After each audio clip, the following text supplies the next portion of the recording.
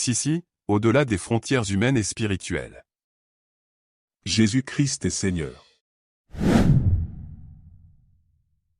Venez à moi, vous tous qui êtes fatigués et chargés, et je vous donnerai du repos. Garde le sourire. Jésus t'aime. Que la joie fasse partie de ton quotidien. Shalom bien-aimé dans le Seigneur, que la paix et la grâce de notre Seigneur Jésus-Christ soient ton partage. Prends courage, c'est l'intitulé de l'amour de Jésus pour toi aujourd'hui. Dans le livre de Josué chapitre 1, le verset 6, l'Éternel adresse la parole à Josué et lui dit « Fortifie-toi et prends courage, car c'est toi qui mettras ce peuple en possession du pays que j'ai juré à leur père de leur donner. Et moi je te dis fortifie-toi et prends courage, car c'est par toi que Dieu passera pour relever tous les membres de ta famille et pour permettre à ceux qui ne croyaient pas en Dieu de croire que Dieu existe réellement. » Dans Matthieu chapitre 9, le verset 2, il est dit « Et voici, on lui amena un paralytique couché sur un lit.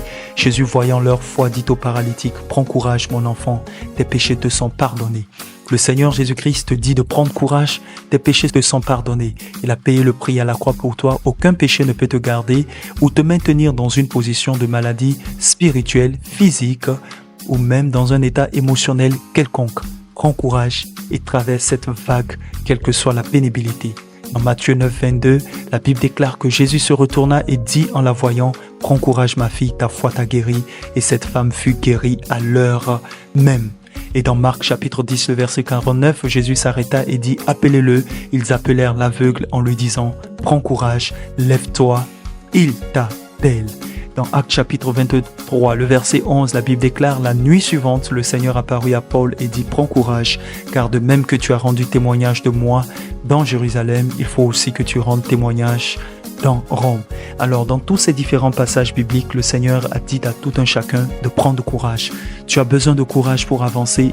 Il est totalement inadmissible, impensable que tu puisses t'arrêter. L'échec n'est pas une option. Je répète, l'échec n'est pas une option. Tu es condamné à réussir.